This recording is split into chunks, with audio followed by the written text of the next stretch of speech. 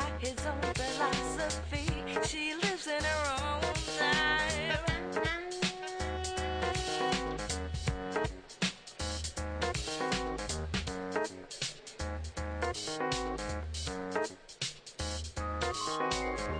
Everybody needs to be heard. Nobody wants to be heard. We could all breathe and listen. Maybe we could sync it all up to love.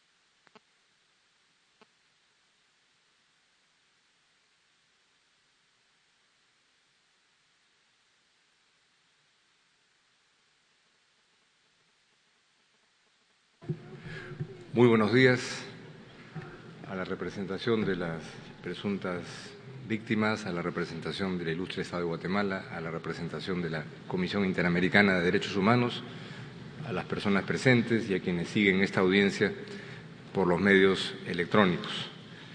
La que se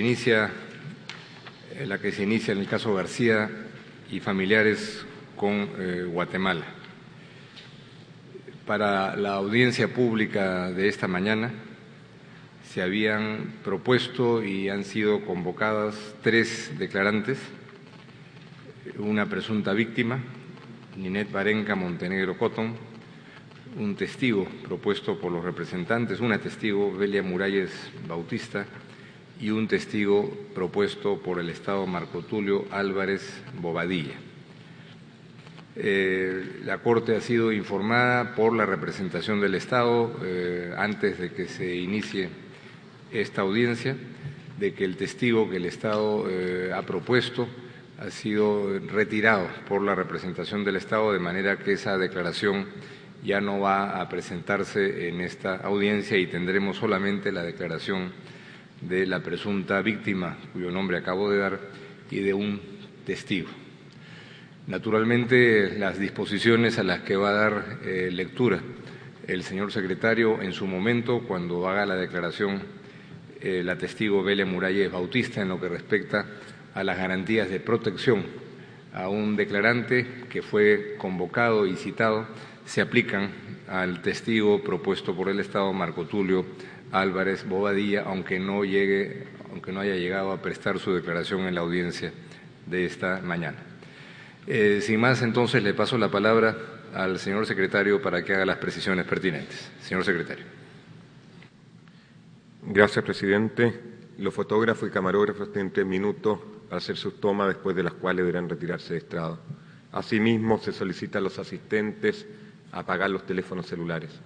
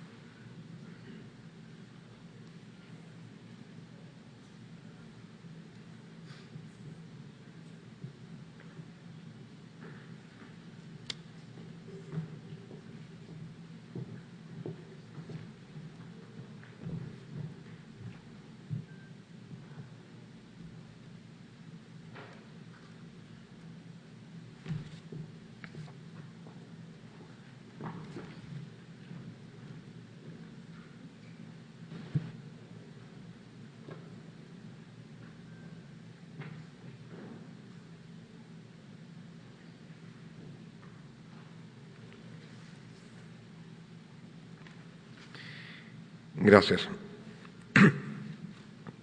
El propósito de esta audiencia pública es escuchar la declaración de una presunta víctima y un testigo propuestos por los representantes de las presuntas víctimas. Asimismo, se escucharán los alegatos finales de la representación de las presuntas víctimas y del Estado y las observaciones finales de la Comisión Interamericana sobre la eventual excepción preliminar y los eventuales fondos, reparaciones y costas en el presente caso. Se da la bienvenida a los representantes de la Comisión Interamericana de Derechos Humanos, Jesús Orozco, presidente de la Comisión Interamericana, Isabel Madariaga, Carla Quintana, Michael Camilleri y Silvia Serrano, todos abogados de la Comisión Interamericana de Derechos Humanos. Asimismo, se da la bienvenida a los representantes de las presuntas víctimas, señor Myron Estuardo Alvarado, del Grupo Apoyo Mutuo. De igual manera, se da la bienvenida a los representantes del Estado de Guatemala, señor Antonio Arenales, secretario de Paz CEPAZ, Jorge Humberto Herrera Castillo, presidente del Programa Nacional de Resarcimiento, María Elena Jesús Rodríguez, agente del Estado, y Heidi Calderón, de COPREDE. De conformidad con artículos 51 del reglamento de la Corte, esta escuchará inicialmente a la Comisión Interamericana, quien hará una breve presentación del caso y expondrá los fundamentos de la presentación del mismo ante el Tribunal, así como cualquier asunto que considere relevante para su resolución. Posteriormente, el Tribunal escuchará a las presuntas víctimas y a los testigos, quienes podrán ser interrogados por la representación de las presuntas víctimas y el Estado en los tiempos previamente acordados. Posteriormente, la representación de las presuntas víctimas y el Estado podrán presentar sus alegatos finales orales sobre la excepción preliminar y los eventuales fondos, reparaciones y costas. Finalmente, la Comisión Interamericana presentará sus observaciones finales. Se solicita a los comparecientes expresarse lenta y claramente para facilitar la labor de los intérpretes. Muchas gracias, señor secretario. Entonces, para dar inicio a la sustancia de la audiencia, me es muy grato dar la palabra al comisionado y presidente de la Comisión Interamericana, doctor Jesús Orozco. Doy la palabra. Gracias, honorable presidente, honorables juezas y jueces de la Corte Interamericana de Derechos Humanos, digno representante de las víctimas, digna delegación del ilustre Estado de Guatemala. Me acompañan en la mesa los especialistas de la Secretaría Ejecutiva de la Comisión Interamericana, Isabel Madariaga, Carla Quintana. El 18 de febrero de 1984, Edgar Fernando García, esposo, padre y dirigente del movimiento estudiantil y sindical, fue detenido por agentes de la Policía Nacional. Su situación actual, detenido desaparecido. El diario militar confirma la desaparición de Edgar Fernando García. El diario militar es un documento elaborado por las fuerzas de seguridad y que deja constancia de la represión que ejercieron sobre la población civil entre agosto de 1983 y marzo de 1985. El diario militar contiene un registro de operativos de prácticas sistemáticas, secuestros, detenciones secretas y asesinatos e información sobre 183 víctimas de dichos operativos. Los familiares realizaron múltiples acciones ante los tribunales y autoridades de la época con el objeto de encontrar a Edgar Fernando García. Todas fueron infructuosas. La Comisión Interamericana, desde su primer informe en 1981 sobre la situación de los derechos humanos en Guatemala, se pronunció sobre la política de terror impuesta por el Estado en contra de la población civil. Asimismo, en una serie de informes se refirió a la extrema gravedad de la práctica de desaparición forzada por parte del Estado. Publicó listados de nombres de detenidos desaparecidos. Señaló el modus operandi de esta práctica y expresó su preocupación tanto respecto de las desapariciones como de la falta de eficacia de los recursos de exhibición personal. Como lo establece el informe de la Comisión de Esclarecimiento Histórico de Guatemala y el informe de fondo de la Comisión Interamericana, Edgar Fernando García fue detenido y desaparecido porque era un destacado dirigente estudiantil y sindical que se oponía a la política de terror implementada por el Estado en la época de su desaparición. Es relevante recordar que pocos meses después de la desaparición de Edgar Fernando, en junio de 1984, la esposa y la madre de Edgar Fernando García fundaron el Grupo de Apoyo Mutuo, junto a otros familiares, en su mayoría mujeres, de detenidos desaparecidos, planteando una respuesta al drama que sufrían miles de guatemaltecos por la desaparición forzada de sus parientes y amigos. El llamado GAM se constituyó en la primera organización de defensores durante una dictadura militar.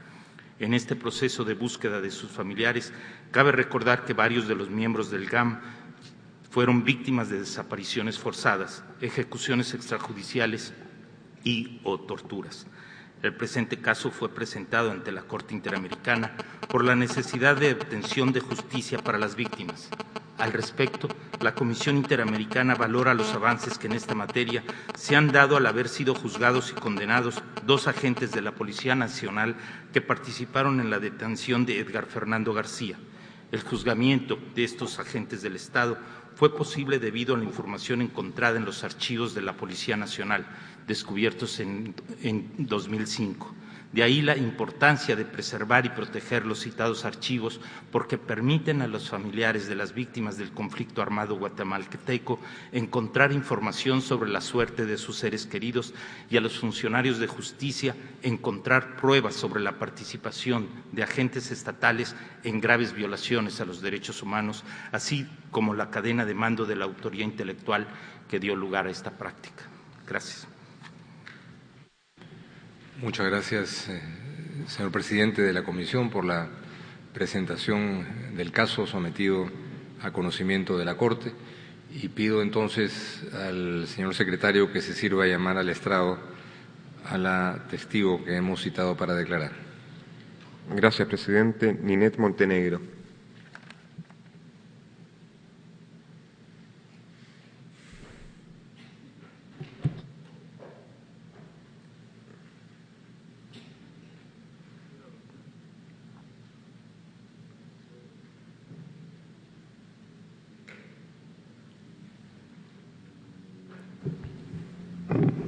Buenos días. Buenos días. Le solicito manifestar ante la Corte su nombre. Ninette Montenegro. Nacionalidad. Guatemalteca. Lugar de residencia. Guatemala, ciudad capital.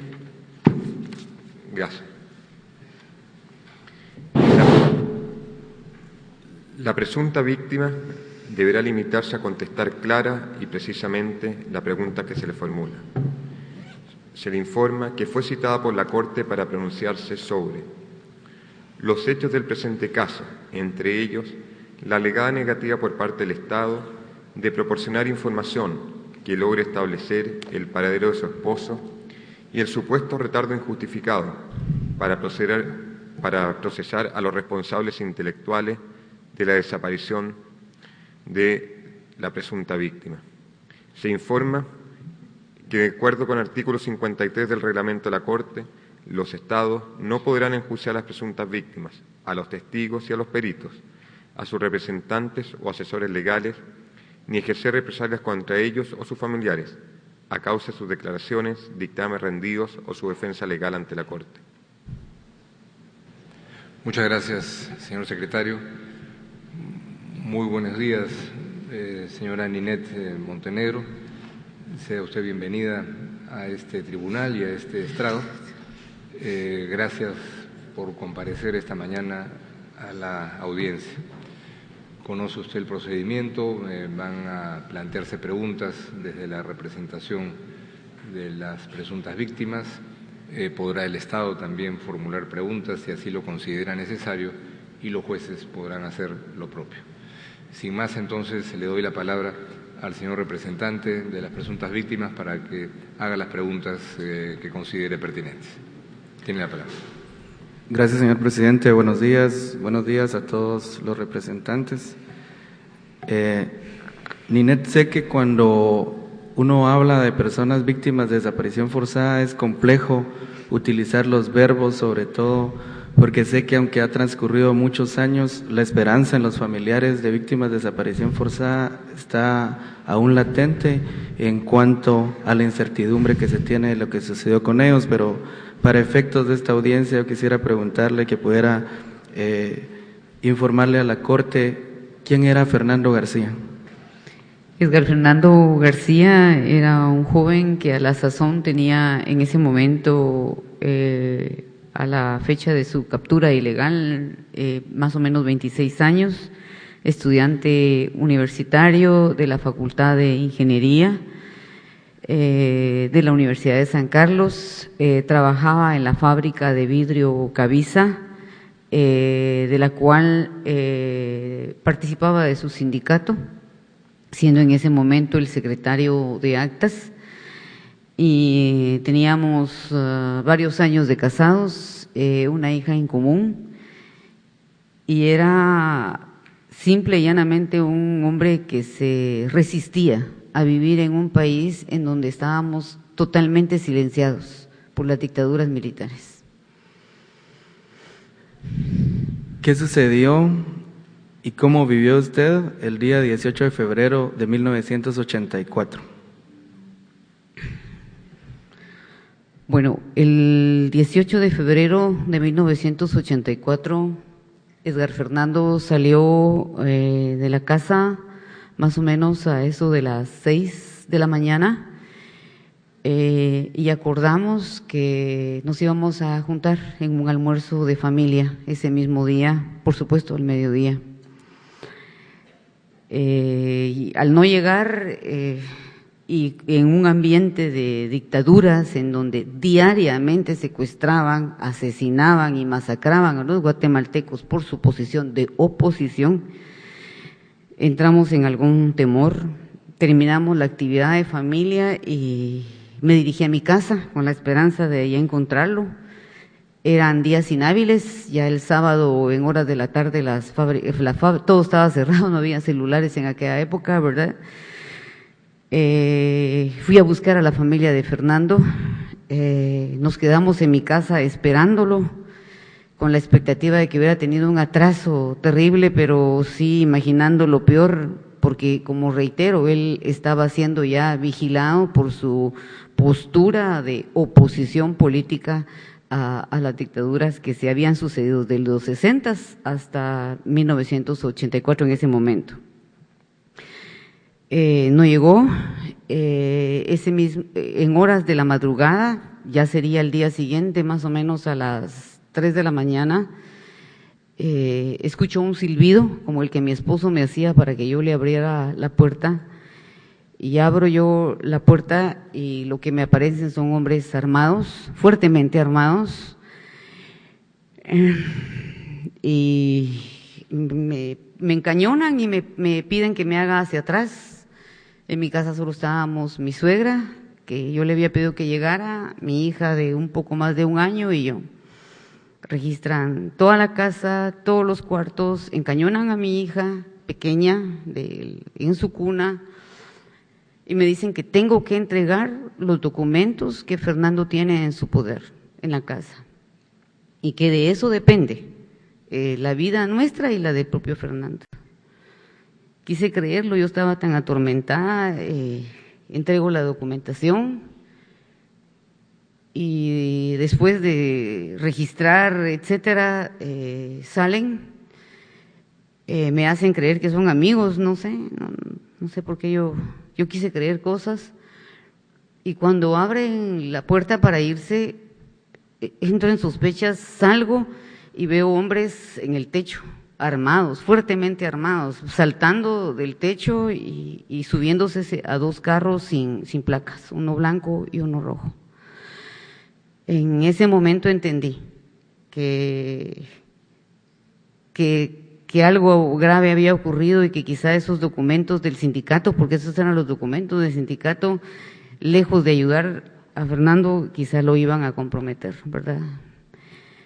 Okay. Y contarle que en horas de la tarde del mismo día me citan amigos de Fernando y me comentan que el día sábado a las 10 de la mañana había ocurrido un incidente público en el que mucha gente se aglomeró, en donde Fernando y otro amigo de él, de nombre Danilo Chinchilla, estaban caminando por la Tercera Avenida y Séptima Calle, zona 11, Ciudad Capital, y que el amigo de Fernando, al ver a la policía, porque antes era motivo de temor, quiso huir y lo hirieron. Al ser herido, la policía se lo quiso llevar, pero la gente se aglomeró y empezó a pedir apoyo por él, y lo que hacen es que los bomberos lo recuperan y se lo llevan al Hospital Roosevelt. Ya Fernando, por eso es que sé de ese testimonio, este hombre herido lo ve, y ve cuando lo meten a uno de los carros del cuarto cuerpo de la Policía Nacional. Gracias. En cuanto, después de ese 18 de febrero, usted realizó algunas gestiones ante las autoridades. ¿Podría informarle a la Corte sobre las principales acciones que usted desarrolló posterior a la desaparición de Fernando? Sí, yo quiero contarles que el caso de Fernando realmente tuvo a posteriori una connotación nacional fuertísima, porque nosotros no hubo un solo día que no hiciéramos algo por mi amado esposo, un solo día. El domingo no podía hacer absolutamente nada porque era día inhábil. El lunes lo primero que hice fui a la fábrica de vidrio, hablé con los empresarios de la fábrica, hablé con el sindicato y les pedí que interpusiéramos el primer recurso de exhibición personal. Al día siguiente, solo hago esta secuencia rápida, se interpuso un recurso de exhibición personal el martes 21. Al día 23 de febrero, cuando yo vi que no había respuesta alguna y después nunca más hubo ninguna, yo lo primero que hago es dar una conferencia de prensa en donde digo nuevamente lo que le conté que había ocurrido el sábado junto a mi pequeña hija. No hubo cosa que nosotros no hiciéramos por Fernando. Campos pagados nuestros como familia, suplicando por el aparecimiento con vida de Fernando, apoyada en mi pequeña hija, solicitudes de entrevistas a diferentes autoridades. Hablé con el jefe del cuarto cuerpo de la Policía Nacional, porque eso me habían dicho, que en un carro del cuarto cuerpo se le habían llevado el señor Jorge Alberto Gómez. Hablé con el jefe del quinto cuerpo de la Policía Nacional, del quinto cuerpo de la Policía Nacional. Hablé con el jefe de la Policía Nacional, el coronel Héctor Bol de la Cruz, con el ministro de Gobernación de ese momento, de apellido Alburez Arriola, y nunca escatimé esfuerzo alguno hasta llegar al jefe del Estado, Óscar Humberto Mejía Víctores. Y en un intento realmente por sensibilizar su corazón, porque yo lo único que quería era que mi esposo regresara a la casa con vida, nada más. Yo le llevo a mi hija para que ella le hable por él, y lo que el general me dice, hoy lo ven como un viejecillo, que pobrecito, pero en esa época no era eso. Ponen sus piernas a mi hija y le dice, ¿para qué se meten a babosadas estos muchachos? Eso fue toda la respuesta que hubo. Recorrí cárceles, cementerios, vi cadáveres, fui a morgues con los bomberos, fui a los hospitales y hasta a los manicomios fui, porque me decían en aquella época que eso podría ocurrir. Todo con el único objetivo de rescatar con vida a mi esposo, Edgar Fernando García. Quiero comentarles que el caso alcanzó tanta dimensión a nivel nacional que hubo personas que empezaron incluso a acercarse a mí, a buscar, a apoyarnos, pero también a apoyarse porque muchísimos vivían la misma situación que yo. En los siguientes meses y años, no solo porque cundía la preocupación, sino para agruparnos, para solidarizarnos. Y de ahí surgió posteriormente la que sería la primera organización que hubo en Guatemala de familiares desaparecidos, que fue el Grupo de Apoyo Mutuo GAM, que durante todos estos años pues luchó por la vida y aparecimiento con vida de miles de guatemaltecos y fue la voz de los que fueron silenciados.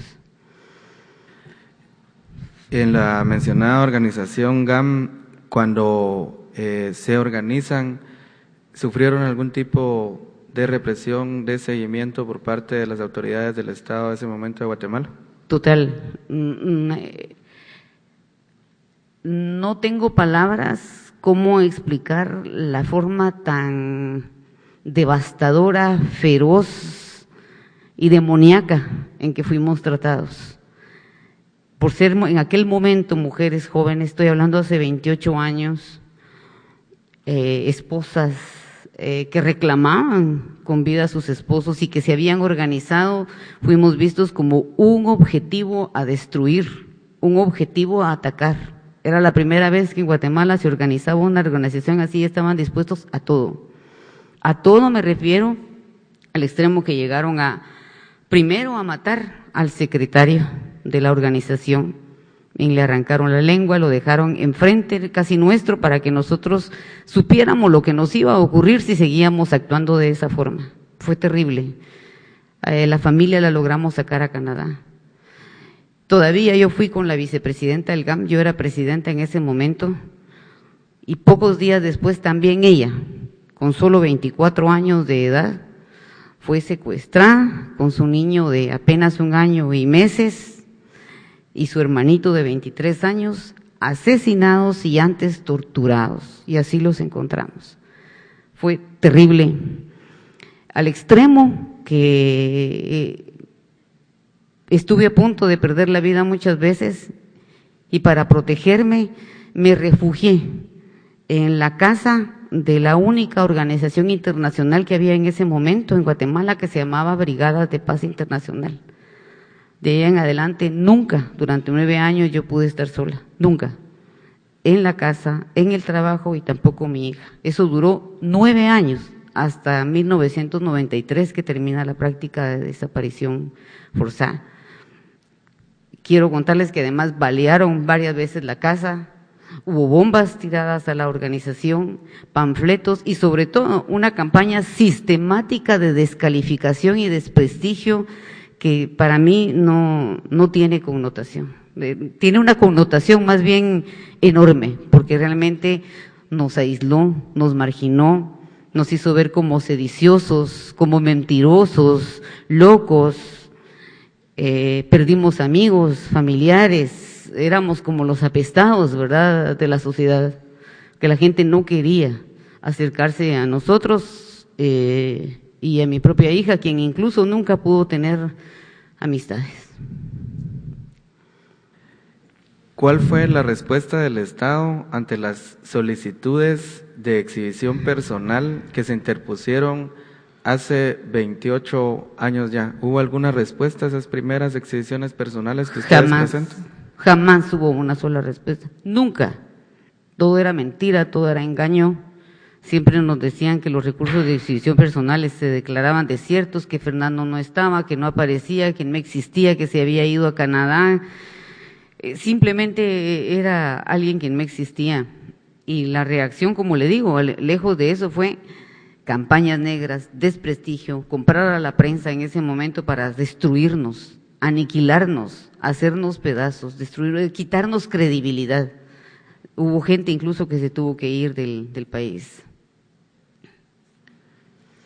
¿Hasta cuándo es que existe algún resultado dentro del caso de Edgar Fernando García? Y me refiero a nivel de investigación, a nivel de deducir responsabilidades.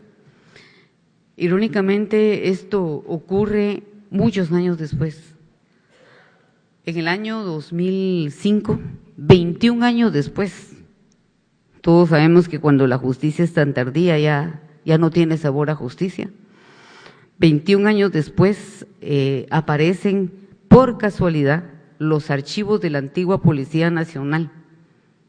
Y en los archivos de 1984 aparece lo que siempre dije yo, que Fernando había sido capturado por hombres vestidos no de particular, uniformados por la Policía Nacional del Cuarto Cuerpo, que ellos lo habían retenido, se lo habían llevado y luego lo habían seguramente entregado, esa parte ya lamentablemente no me consta, pero estoy casi segura, al Ejército. Y ahí en los archivos de la Policía Nacional, como una magia de 21 años después de tanto dolor, aparecen los partes policíacos del nombre de las personas, de cuándo capturaron a Fernando y el homenaje que se les dio, el reconocimiento que se les dio a ellos. flecha de oro, algo así se les llamaba, flecha del valiente, por haber capturado a 2 sediciosos, por haber entregado a 2 guerrilleros. Ahí está el día, la hora y el lugar. Es ahí donde nosotros realmente tenemos ya las pruebas contundentes y continuamos con el proceso interno. Pero que haya habido justicia, jamás. Es por casualidad que aparecen esos archivos luego del estallido de un polvorín. ¿Cuándo cree usted, porque después de eso pasa algún tiempo a nivel nacional para que pueda individualizarse responsabilidades y además también iniciar un proceso judicial interno que integre el procedimiento penal? ¿Cuándo cree usted que se puede dar ese paso? Si en el 2005 encuentran estos documentos, ¿pasa algún tiempo para que esto ocurra de iniciar un proceso formal?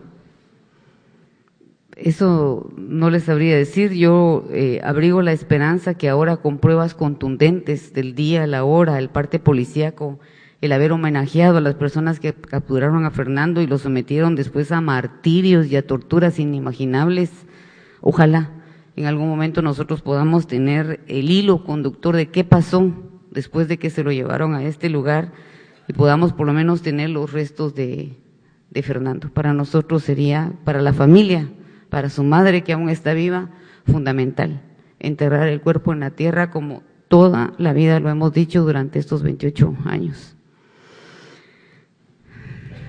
A nivel general, yo quisiera que hiciera un breve comentario sobre, desde su punto de vista de víctima, de familiar de una persona desaparecida que ha luchado prácticamente toda una vida, ¿cuál sería la valoración usted para la respuesta del Estado 28 años después y cuál es su expectativa que tiene en cuanto a continuar con el juzgamiento de los responsables materiales e intelectuales en el caso de Edgar Fernando García? Bueno, yo abrigo expectativas, por supuesto, positivas. Siempre dijimos la verdad, siempre hemos hablado con la verdad, rogamos, suplicamos, lloramos, simplemente porque queríamos que nos devolviera a nuestro esposo, a mi esposo, a casa. La respuesta despiadada no tiene precedentes. Quiero contarles que porque somos gente con mucha fortaleza, con mucha decisión, y porque sabíamos que lo que ellos querían era doblegarnos moral y políticamente, nosotros nos resistimos insistentemente. Claro que somos fuertes, pero muchísimas veces nos quebraron psicológicamente, emocionalmente, nos robaron la privacidad y lo más importante, nos robaron una familia estructurada, que era lo que nosotros teníamos, que era por lo que yo me había casado, para tener una familia, para tener un hogar, y nada justifica lo que ocurrió. Muchas veces me pidieron que me fuera del país y nunca acepté, porque tomé como opción de vida quedarme y dar la batalla en Guatemala hasta el final, y así lo voy a hacer, y así lo haré toda mi vida. Soy una mujer de convicciones, pero por supuesto muchas veces, precisamente por esa actitud guerrera, muchísimas veces nos golpearon muy fuerte para destruirnos y casi lo lograron. La angustia que vivimos sabiendo que Fernando estaba siendo torturado, que no comía, que no dormía, que estaba siendo martirizado, por supuesto que truncó nuestros sueños. Y creo que nada podrá compensar lo que pasó. Sin embargo, el aparecimiento de su cadáver, el poderlo enterrar, el que haya justicia, creo que de alguna manera nos va a dar la tranquilidad que nos fue robada hace 28 años. Como integrante fundadora del Grupo de Apoyo Mutuo, ¿podría decirnos si en algún momento también hubieron agresiones físicas dentro de las acciones que ustedes desarrollaban como Grupo de Apoyo Mutuo? Como le conté, que tuvimos que protegernos con brigadas de paz internacional. Yo nunca estaba sola. Al extranjero lo respetaban porque era extranjero, a nosotros por ser chapines no. Entonces el ir a la par de un extranjero siempre hacía que ellos tuvieran precauciones. No obstante, tiraron una bomba a la sede del Grupo de Apoyo Mutuo en aquellos años y estalló, fue nacionalmente conocido. Hubo ametrallamientos a mi casa también, ¿verdad? Sí, fue muy fuerte. Persecuciones, vigilancia y sobre todo yo creo cuando a una persona se le ve con fortaleza y entereza, como ellos veían que yo la tenía a pesar de mi juventud en ese momento, ellos trataban de machucarme como podían, de aislarme, de marginarme, de descalificarme, al extremo que 10 años después yo quise reestructurar mi vida y fue un escándalo. Me desprestigiaron por eso, solo por el hecho de querer rehacer mi vida 10 años después, ¿verdad? O sea, casi que no me habían dejado derecho a hacer nada en mi vida, ¿verdad? Casi que era prohibitivo. Finalmente, quisiera dejarle un minuto para que usted pudiera libremente manifestar a esta honorable Corte cuál es su expectativa, qué es lo que usted espera después de una lucha a nivel interno, pero también una denuncia a nivel internacional y acogernos al sistema interamericano de derechos humanos. ¿Qué esperaría usted de este fallo de la Corte a futuro? Por supuesto que, bueno, en primer lugar agradecerles mucho este momento y lo que esperaría con toda vehemencia es sin venganzas ni odio, porque eso ya no cabe en la Guatemala que queremos vivir hoy. Queremos ver hacia el futuro que haya justicia porque fácil se dice 28 años después, ya pasó. No, hay cosas que no pasan, hay cosas que duelen, que afectan la vida de una persona, de su familia, de su entorno, y que lo que esperaríamos es justicia, la que no hubo para Fernando, que sí haya ahora, que se castigue a aquellas personas que realmente, sin importarles que fuera padre, esposo, hijo, hicieron todas las cosas que hicieron a él y a la gente que se aglutinó a nuestro alrededor. Esa es la esperanza que nosotros tenemos y sobre todo la esperanza de que se forme un esfuerzo para encontrar por lo menos los restos de estas personas, enterrarlos, tener un lugar donde poderlos ver. Gracias, señor presidente. No hay más preguntas por esta representación.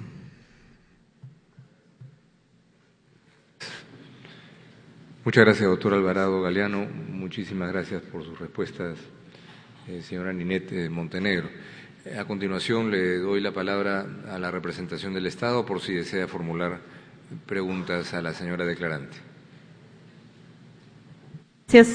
Gracias, señor presidente. La representación del Estado no hará preguntas a la declarante. Muchas gracias. Le pregunto entonces a las señoras jueces y jueces si desean formular preguntas. Juez Biogrose. Muchas gracias. Juez Pérez Pérez. No, señor presidente. Juez Abreu Blondet. Juez May Macaulay. Juez Leonardo Franco. Juez Ventura Robles. Sí, presidente, una sola pregunta a doña Ninette. Pese a haberse refugiado en la Brigada de Paz Internacional y de haber formado el grupo de apoyo mutuo, este ambiente de persecución, de intimidación, de seguimiento que usted vivió en los años posteriores a la desaparición de su esposo, ¿cuántos años continuó?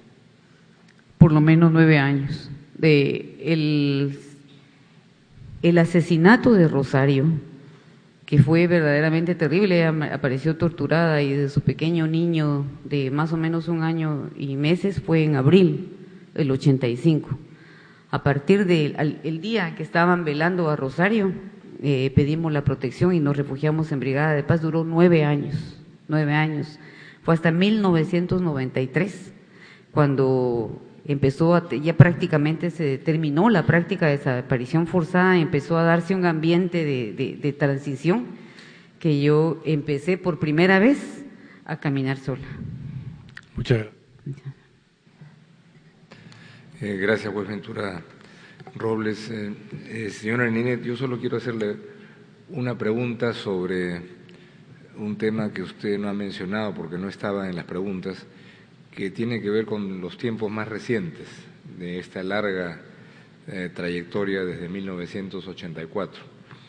En los últimos 2 o 3 años hay algunas novedades, ¿no?, en materia judicial y sin entrar necesariamente a un desarrollo técnico. creo que para la Corte sería útil conocer cuál es su visión, ¿no?, de estos hechos que ocurrieron hace 2 o 3 años con la condena de 2 personas, Héctor Ramírez y Abraham Lancerlo, y después con la captura de un exdirector de la policía de ese entonces, del año 84. Usted, dentro de su largo recorrido, ¿cómo evalúa estos pasos? ¿Qué cosa ve en ellos de buen resultado? ¿En dónde ve usted las limitaciones y aquello en lo que puedan ser insuficientes estas acciones? Sí, realmente el caso de Fernando es paradigmático porque es uno de los más completos en temas de pruebas. Efectivamente, 2 de los varios policías que capturaron ese 18 de febrero a las 10 de la mañana, Fernando, en este momento guardan prisión, no sin antes reiterarle después de más de 25 años, porque apareció el archivo. Es decir, no es que el Estado haya sido justo, sino que simplemente las pruebas estaban. Ahí estaba el parte policíaco que decía fulano, sutano, mengano, capturaron el 18 de febrero a tal hora, ¿verdad?, a 2 subversivos. Y después hay un parte donde ellos dicen jamás nosotros hicimos operativo y hay prueba de ello. Y luego les dan un homenaje, como un ascenso por eso. Entonces las pruebas son tan contundentes que efectivamente no le queda más remedio al sistema de aplicación de justicia que hacerlo, pero esa instancia es del grupo de apoyo mutuo, ¿verdad? Este gobierno pues es reciente, yo no puedo decir absolutamente nada, pero en el pasado no hubo absolutamente nada. Y luego cuando vamos a las pruebas que después se explicarán, el jefe de la policía, el coronel Héctor Bolde de Cruz, es el que ordena esos operativos. Y obviamente es en la línea de mando, él es el que sigue. Sin embargo, la justicia ha sido, a pesar de todo, bastante lenta. Ha ido con cuadros menores, pero cuando ya se habla de coroneles, etcétera, es muy difícil, muy, muy difícil. Muchas gracias, doña Ninette Montenegro. De nuevo, la Corte agradece muchísimo que usted haya comparecido en el tribunal esta mañana. Está usted invitada a incorporarse al auditorio y acompañarnos por el resto de la audiencia. Y le pido al señor secretario que se sirva convocar al siguiente declarante. Gracias, presidente. Belia Muralles Bautista.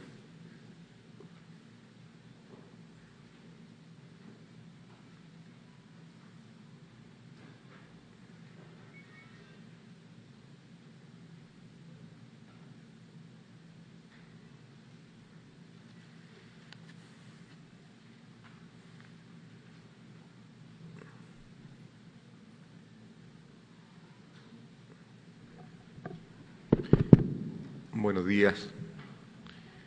Le solicito a la testigo manifestar ante la Corte su nombre. Mi nombre es Belia Muralles Bautista. Nacionalidad. Guatemalteca. Lugar de residencia. Ciudad de Guatemala. Muchas gracias. La testigo deberá limitarse a contestar clara y precisamente la pregunta que se le formula. Se informa a la testigo que fue citada por la Corte para declarar sobre los hallazgos dentro del archivo histórico de la Policía Nacional en relación con la alegada desaparición forzada de Edgar Fernando García. La prevención que leeré a continuación también se hace extensiva al testigo que fue retirado por Estado, señor Marco Tulio Álvarez Badilla. Señora, se le informa que de acuerdo con el artículo 53 del reglamento de la Corte, los Estados no podrán enjuiciar las presuntas víctimas, a los testigos y a los peritos, a sus representantes o asesores legales, ni ejercer represalias contra ellos o sus familiares a causa de sus declaraciones, dictámenes rendidos o su defensa legal ante la Corte. Solicito a la testigo que se ponga de pie para que el presidente le tome el juramento de rigor.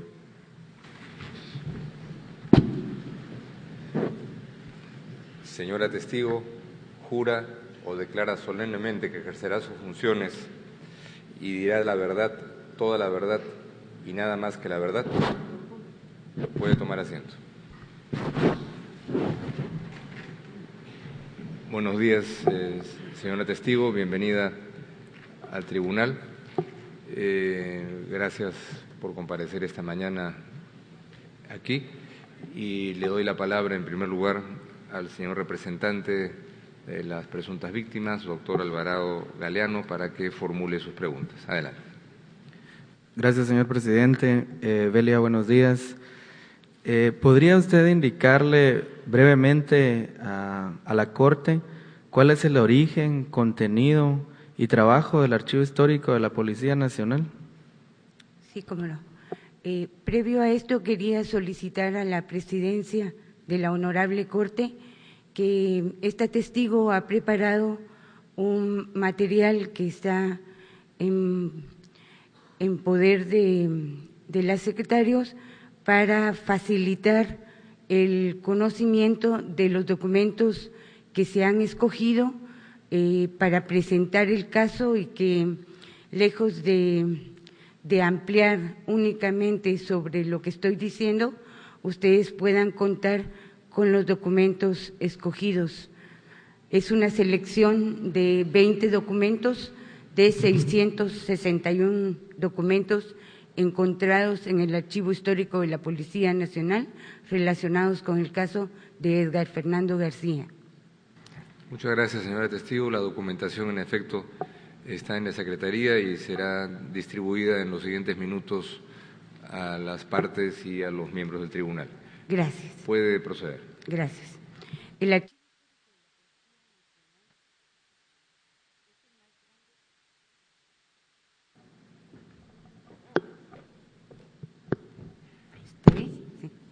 El Archivo Histórico de la Policía Nacional es el más grande de su tipo en América Latina. Sus aproximadamente 80 millones de folios cuentan con más de 100 años de la historia del país y de la institución policial. La Policía Nacional fue una de las fuerzas de seguridad del Estado de Guatemala que operó durante el conflicto armado interno, y de ahí que durante ese periodo sus principios conceptuales, directrices, organización, funcionamiento y acciones fueron correspondientes con la política contrainsurgente implementada por el Estado. La Policía Nacional documentó de forma regular las gestiones y acciones realizadas por sus dependencias de acuerdo con procedimientos administrativos establecidos. Los documentos son resultado de ese proceso natural administrativo, y de esa situación se desprende su origen funcional, la razón por la que se produjeron y se conservaron. La información que registran los documentos generados y recibidos con fines legales, jurídicos y administrativos son producto y testimonio de su gestión. Parte de ese acervo documental está contenido en el Archivo Histórico de la Policía Nacional, institución encargada de su tratamiento profesional y custodia, con el fin de dar acceso a la información que contienen sus documentos. Los documentos del Archivo Histórico de la Policía Nacional son testimonio de las actuaciones del Estado y tienen la función de servir de testigo de los acontecimientos sucedidos, de manera que, conservados y organizados técnicamente, son útiles para los ciudadanos en la defensa de sus derechos, para la investigación judicial, histórica, científica y cultural. Durante sus ciclos de vida y como garante de su autenticidad, este acervo documental ha permanecido ubicado y custodiado en instalaciones oficiales del Estado de Guatemala, y actualmente su protección se rige por el Manual de Custodia de los Documentos del Archivo Histórico de la Policía Nacional. Logros relevantes: la preservación, organización, descripción, digitalización y acceso a casi 14 millones de documentos. El acceso público y restricto a la información que contienen sus documentos. El aporte de documentos de archivo a procesos judiciales. Los archivos de la Policía Nacional son una fuente de documentos oficiales que permiten analizar las políticas implementadas por el Estado durante el conflicto armado interno. Son pruebas de los acontecimientos que se desarrollaron. El archivo despertó el interés social en Guatemala por los archivos. Sus documentos se han convertido en una oportunidad para la democracia, el Estado de Derecho y son garantía de los derechos ciudadanos en tanto que son testimonios de las actuaciones del Estado. Para que este proceso sea irreversible, es necesario legalizar e institucionalizar de forma permanente la transferencia del acervo documental del Ministerio de Gobernación al Ministerio de Cultura y Deportes, específicamente al Archivo General de Centroamérica, en cumplimiento de la Ley de Archivos vigente, Decreto 1768. Asignar fondos del Estado para su funcionamiento, para continuar con la enorme tarea de organizar el 80% de los documentos que aún están pendientes de la aplicación de procesos técnicos y así poderlos poner al acceso público y al servicio de la sociedad. Si bien Guatemala cuenta con una ley de acceso a la información, su efectividad también depende de la aprobación de una ley que regule el Sistema Nacional de Archivos, que, entre otras, tenga la función de proteger los archivos generados por las instituciones del Estado, del pasado y del presente. Si el país cuenta con archivos públicos gestionados por personal capacitado, organizados técnicamente y normados de tal manera que no sea posible su destrucción, entonces será factible el acceso a la información pública por los ciudadanos.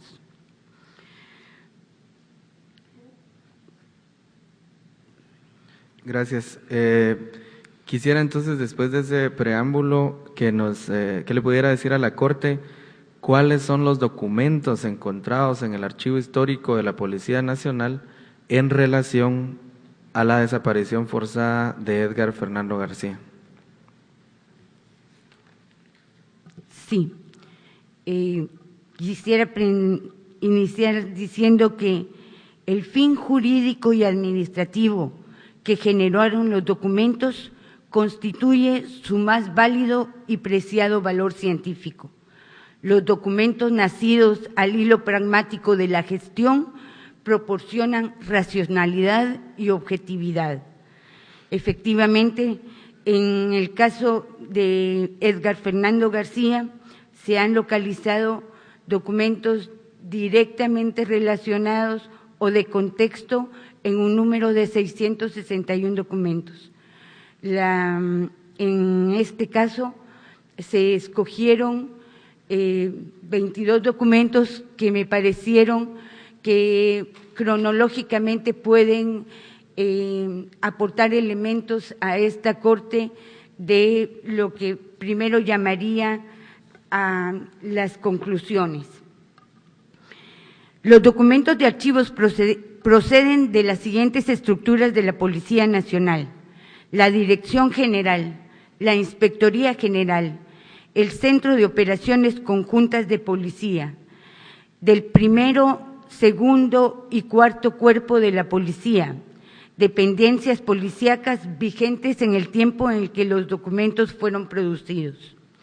Los documentos de archivo fueron reunidos por las dependencias de la Policía Nacional con fines administrativos.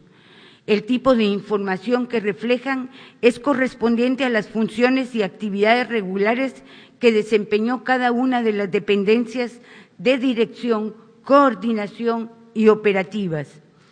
Existen documentos en los cuales consta que fue ordenada, coordinada y ejecutada la operación limpieza del 18 de febrero de 1984 de 9 a 12 horas con participación de 448 elementos entre oficiales y agentes de la Policía Nacional. Consta que con instrucciones del director de la Policía Nacional, el jefe del Centro de Operaciones Conjuntas de la Policía coordinó la ejecución del operativo del 18 de febrero de 1984. La misma fue ejecutada por los cuerpos operativos siguientes: primero, segundo, tercero, cuarto, quinto cuerpos, Cuerpo de Tránsito, Cuerpo de Radiopatrullas y la Guardia de Prevención en sector correspondiente.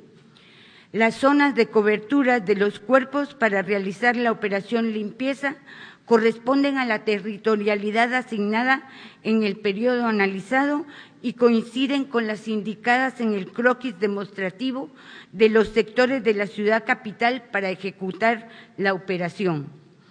El 18 de febrero de 1984, el teniente coronel de policía Jorge Alberto Gómez, comandante del Cuarto Cuerpo de la Policía, nombró un oficial y 30 agentes para realizar la operación limpieza y patrullaje en el sector en el que fue capturado Edgar Fernando García, realizado entre las 9 y las 11 horas. Un documento emitido por la Jefatura del Cuarto Cuerpo de la Policía Nacional confirma que el director general de la Policía, coronel de artillería, diplomado en Estado Mayor, Héctor Rafael Bol de la Cruz, fue informado el mismo 18 de febrero de 1984 que se realizó la operación limpieza y patrullaje programada en el sector asignado. El oficio reporta las novedades ocurridas de las 0 a las 18 horas del 18 de febrero.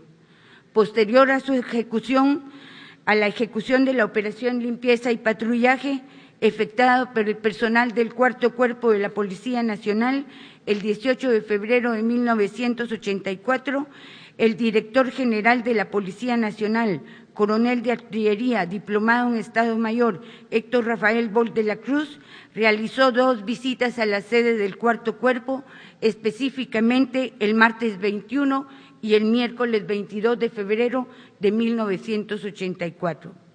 Asimismo, el inspector general de la Policía Nacional realizó 7 visitas a la sede del Cuarto Cuerpo, específicamente el día domingo 19, martes 21, miércoles 22 y jueves 23.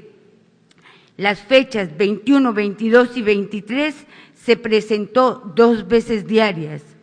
La información registrada denota una presencia irregular del mando de la policía en la sede del Cuarto Cuerpo entre el 19 y el 23 de febrero de 1984.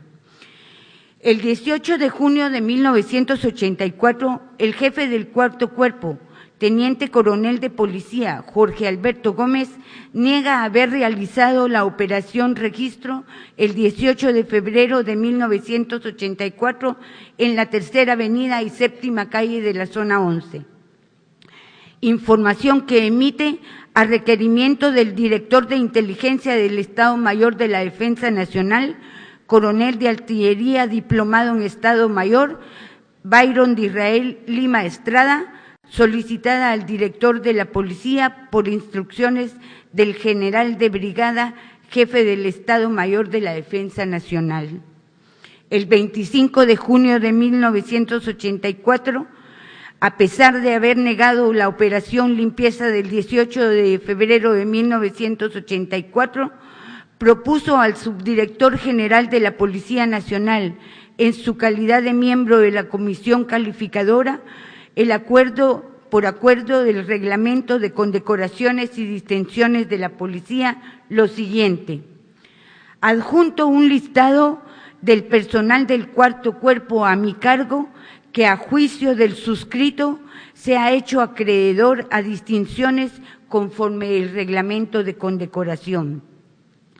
En el apartado de actuaciones heroicas consigna, entre otros, el nombre de 4 agentes del Cuarto Cuerpo: Héctor Roderico Ramírez Ríos, Alfonso Guillermo de León, Hugo Rolando Gómez Osorio y Abraham Lancerio Gómez, personal que participó en el operativo limpieza del 18 de febrero de 1984.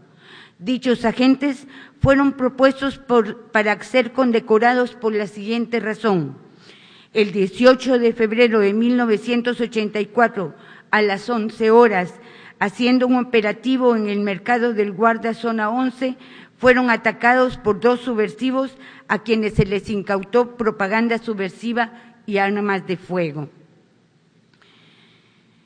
Estas serían las conclusiones. Si todavía tengo tiempo, podría hacer una relación de las conclusiones con los documentos que han sido proporcionados a la Honorable Corte.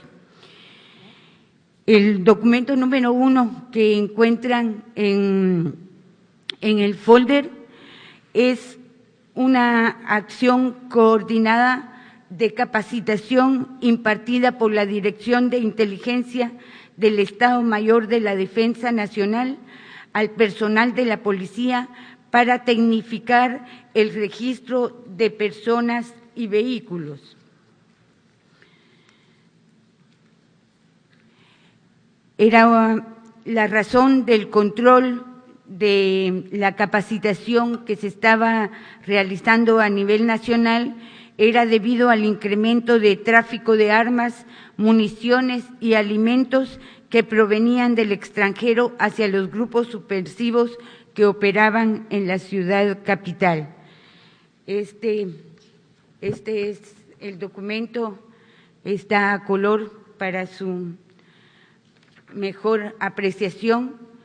Tiene la disposición escrita en la esquina superior izquierda al inspector general para que coordinara la acción de capacitación del personal impulsado por el Estado Mayor de la Defensa a través de la Dirección de Inteligencia como cuerpo técnico y consultivo del Estado. El oficio está firmado por el coronel de Infantería, diplomado en Estado Mayor, Byron de Israel Lima Estrada, director de Inteligencia del Estado Mayor de la Defensa Nacional. Dentro de los participantes se encuentran el primero, segundo, tercero, cuarto y quinto cuerpo conocido dentro de la institución policíaca como el Comando de Operaciones Especiales y en algunos casos como la Brigada de Operaciones Especiales BROE y otras fuerzas de seguridad que vamos a obviar. El segundo documento es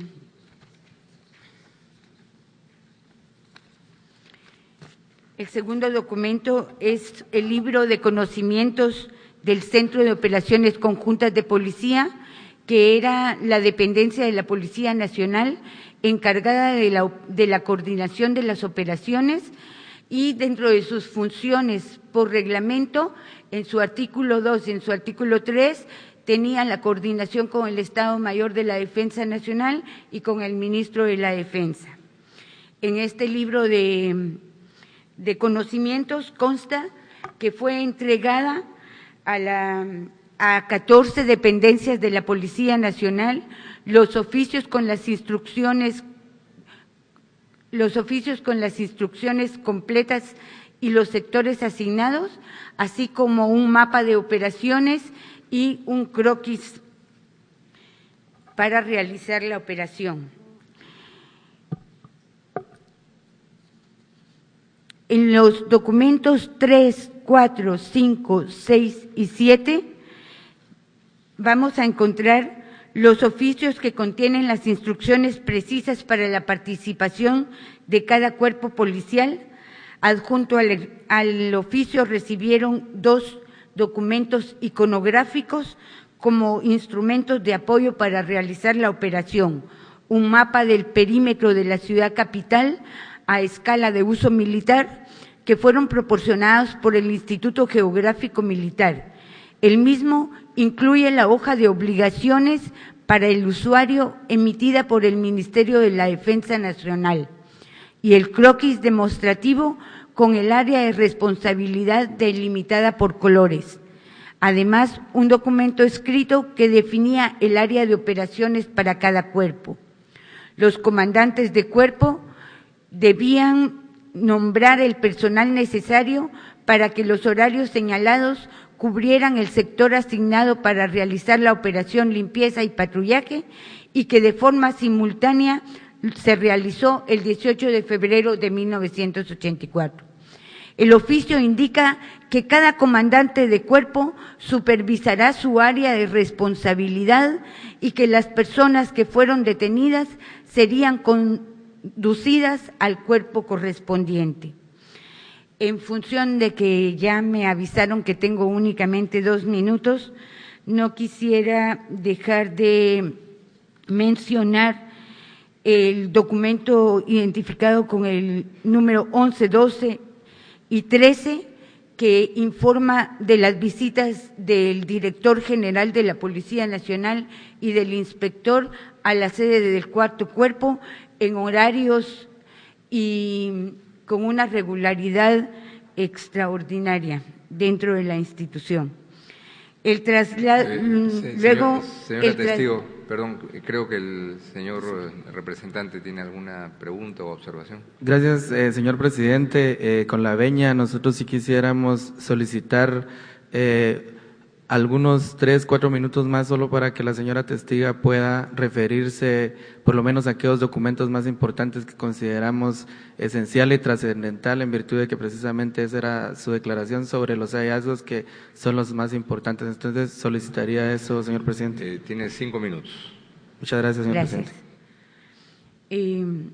El documento identificado con el número 14 es una comunicación del Ministerio de la Defensa Nacional fechada el 5 de marzo de 1984, en la que por orden del Ministerio de la Defensa Nacional, el viceministro coronel de Infantería, diplomado en Estado Mayor, Luis Raúl Alburez Arriola, traslada información confidencial al director general de la Policía Nacional.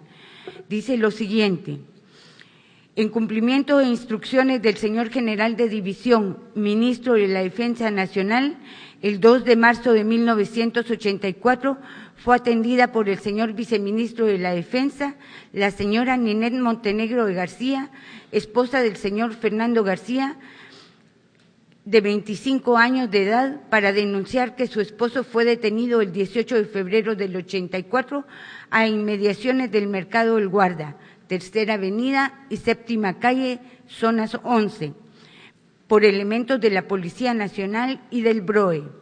El señor Fernando García trabaja en la empresa de Cavisa como secretario de mantenimiento, además funge como secretario de actas de la Junta Directiva del Sindicato de Cavisa y es miembro de la Junta Negociadora del Pacto Colectivo. El día 21 de febrero tenía que presentarse al Ministerio de Trabajo para cerrar el pacto colectivo con personeros de la empresa, pero él desapareció el 18 de febrero y la reunión ya no se efectuó. Tenía 4 años de trabajar en la empresa, título de maestro, y se han presentado varios recursos de exhibición personal con resultados negativos. Documento número 15, que es una solicitud del director de inteligencia del Estado Mayor de la Defensa Nacional, coronel de Infantería, diplomado en Estado Mayor, Byron de Israel Lima Estrada, en la que se solicita al director general de la Policía, por instrucciones del general de brigada y jefe de Estado Mayor de la Defensa Nacional, se informe si se realizó operativo el 18 de febrero de 1984, si participaron algunos cuerpos de la Policía Nacional, principalmente el BROE, y que en el puesto de registro instalado en la Tercera Avenida y Séptima Calle, zona 11, capturaron al señor Edgar Fernando García, sin otro apellido, con en el caso afirmativo indicar la situación en que se encuentra. En el documento número 16, el jefe del Cuarto Cuerpo niega haber realizado la operación de la forma siguiente: por parte de este cuerpo no se efectuó ninguna operación registro en el lugar mencionado, fecha y lugar se refiere, ni ha sido detenido en este cuerpo el señor Edgar Fernando García. En el documento número 17, el inspector general de la Policía informó al subdirector coronel de Artillería, diplomado en Estado Mayor, Óscar Humberto Santiago Cárdenas, que los comandantes del 5º, 1º y 4º Cuerpo de la Policía informan que no han realizado ninguna operación el 18 de febrero de 1984. Posteriormente, en el documento número 18, pueden ustedes valorar la propuesta de condecoración hecha por el jefe del 4º Cuerpo y que la dirección anotada y el hecho por las actuaciones heroicas coincide con el operativo hecho el 18 de febrero de 1984 en las inmediaciones del Mercado El Guarda, es decir, la Tercera Avenida y Séptima Calle de la zona 11, donde fueron atacados por subversivos a quienes se les incautó propaganda subversiva y armas de fuego. Y finalmente, en el documento número 19, está los nombres de las personas y la valoración de que estaban de alta. La condecoración no fue asignada y la explicación es que la condecoración debía ser publicada en las órdenes generales de la institución y en el diario oficial. Si estaban negando un hecho, es muy complicado publicar que se condecora a alguien por un hecho negado.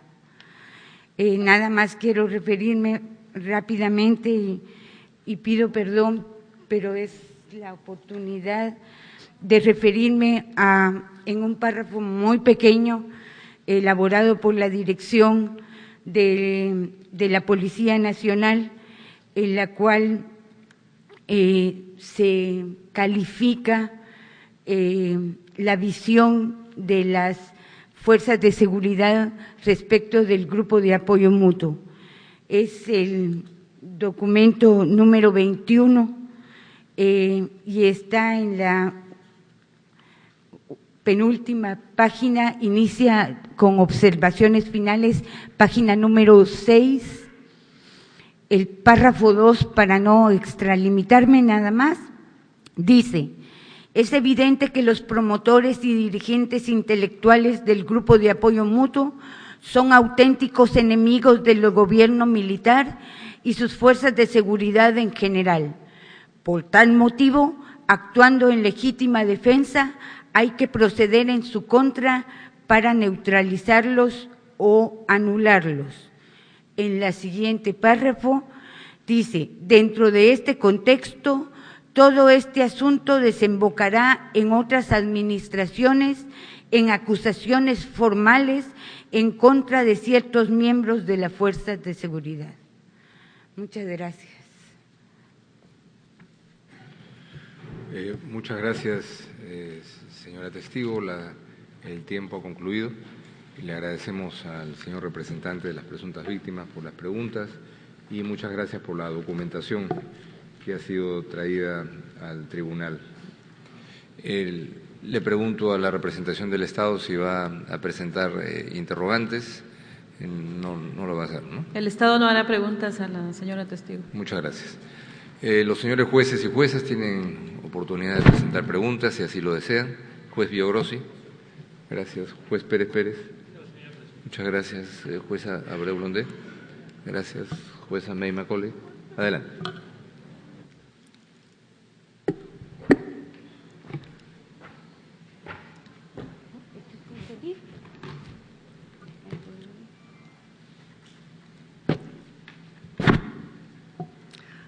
Senora Bautista, thank you very much for going through the documents, especially for me. It helped me to understand them.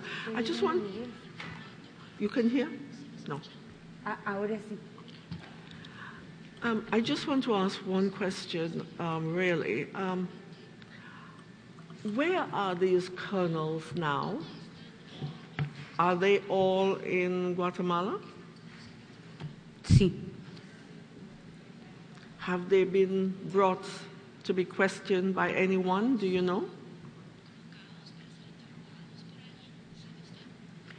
En mi calidad de perita, en el caso de Edgar Fernando García, en el que juzga en los tribunales nacionales, Efectivamente, hay un proceso pendiente contra el director de la Policía Nacional, coronel Bol de la Cruz, Héctor Rafael Bol de la Cruz.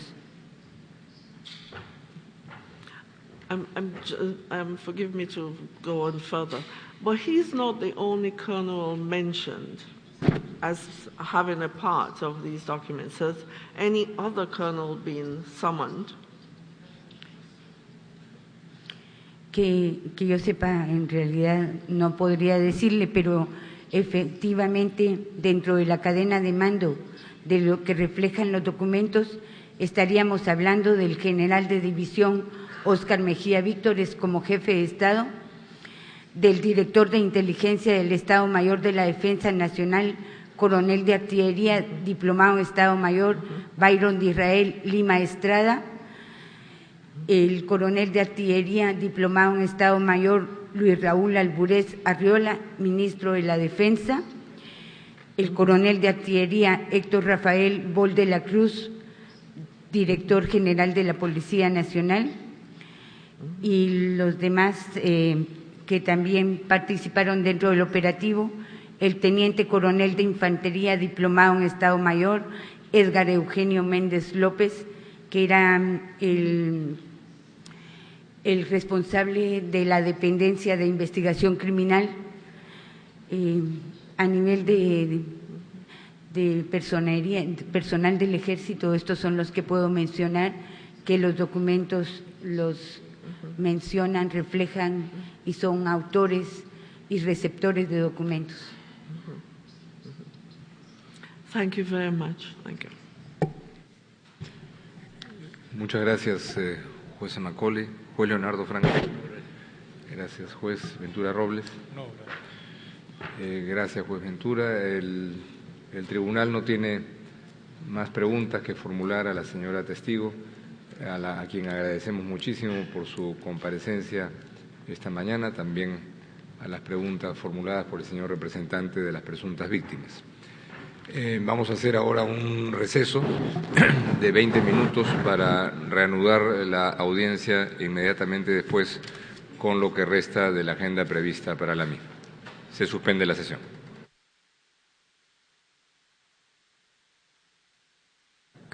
La Corte se retira.